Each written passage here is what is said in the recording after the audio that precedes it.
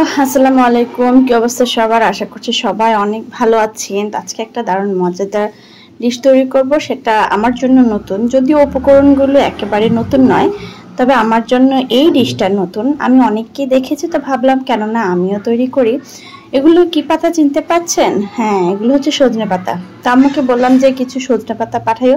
এমনিতে সজনে পাতার যে শাক রান্না করা হয় সেটা আমার কাছে ভীষণই ভালো লাগে। সজনে পাতা শাকটা ভাজার পরে যে ফ্লেভারটা বের হয় সেটা আমার অনেক ভালো লাগে। সজনে পাতাগুলো ধুয়ে পরিষ্কার করে পানি ছড়ানো দিয়েছি। আর এখানে আমি কিছু মুগ ডাল আর কিছু মসুর ডাল ভিজিয়ে রেখেছি। এগুলো ভালো করে ধুয়ে পরিষ্কার করে একটা ব্লেন্ডারে জারে দিয়ে দিব।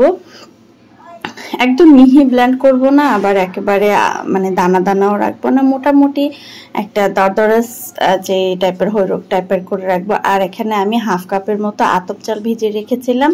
তো হাফ কাপ আতপ চাল, এখানে হাফ কাপ হবে না, হাফ কাপের একটু কমই হবে। আতপ চালগুলো আমি দিয়ে দিয়েছি।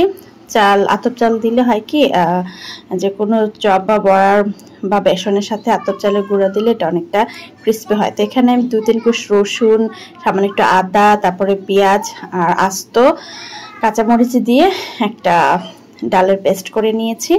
তো ডালের পেস্টটা একটু নরমই হয়েছে, তো আপনারা চাইলে একটু শক্ত করতে পারেন। তো আমারটা তো পানি একটু বেশি পড়ে গেছে।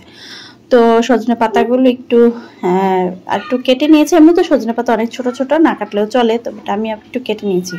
তো এখানে আমি একটু স্বাদ মতো লবণ দিয়ে দিয়েছি, আর এখানে দিয়ে দিব সামান্য একটু হলুদের গুঁড়া। আর এক্সট্রা কিছু লাগে না। যদি বেশি মশলা দেন, আদা রসুন বা জিরা একটু বেশি দিয়ে দেন আপনারা, তাহলে কিন্তু সজনে পাতার যে ফ্লেভারটা ওটা আপনারা পাবেন না, খেতেও কিন্তু ভালো লাগবে না। তো আমি সজনে পাতাটা দিয়ে একটু আলতো করে মেখে নেব, একদম কচলিয়ে মাখবো না, একটু মিডিয়াম করে মেখে কড়াইতে তেল গরম করে আমরা যেরকমভাবে ডালের বড়া তৈরি করি ওরকমভাবে দিয়ে দিয়েছি।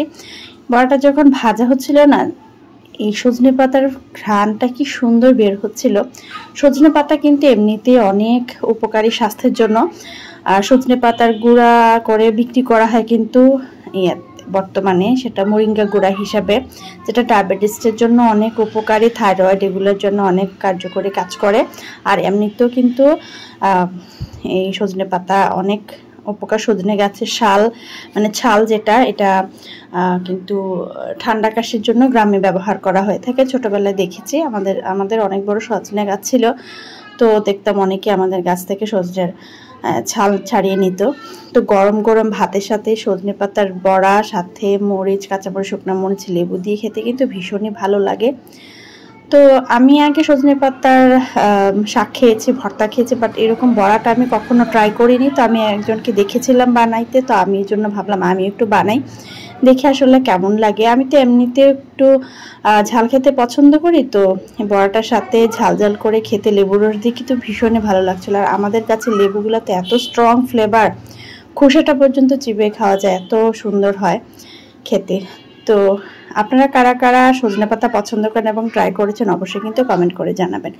আজ পর্যন্তই, আল্লাহ হাফেজ, টাটা।